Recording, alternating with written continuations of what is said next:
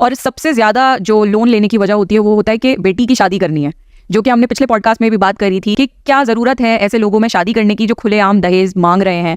And basically मुझे तो concept of dowry बिल्कुल समझ नहीं आता कि कैसे कोई एक रिस्पेक्टफुल आदमी या रिस्पेक्टफुल फैमिली खुलेआम डिमांड कर सकती है कि हमें पैसे चाहिए, हमें गाड़ी चाहिए, हमें दहेज चाहिए।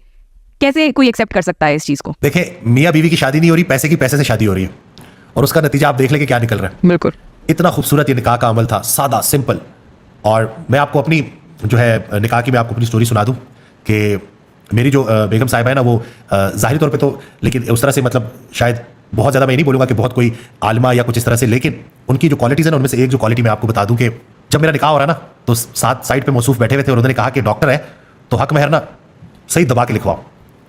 तो वो मुस्कुराई और उन्होंने कहा कि सबसे कम कितना होता है, तो उसने बताया कितनी अमाउंट होती है, कितने वो लिखते। तो बुजुर्ग ने कहा कि बड़ी बेवकूफ़ी कर रही हो, ये देख लो। वो कहते जी मैंने इसको अल्लाह के लिए कबूल किया और मिनिमम है ना वो लिख दें।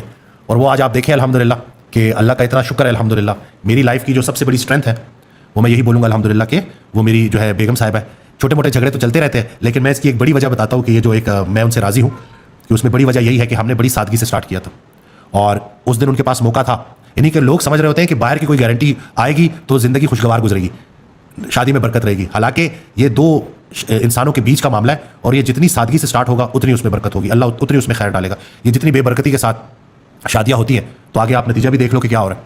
पैसा पैसा आपस में लड़ रहे हैं और वो देख लें कि उसका दिखावा है, मुकाबलेबाजी है और कुछ भी नहीं है।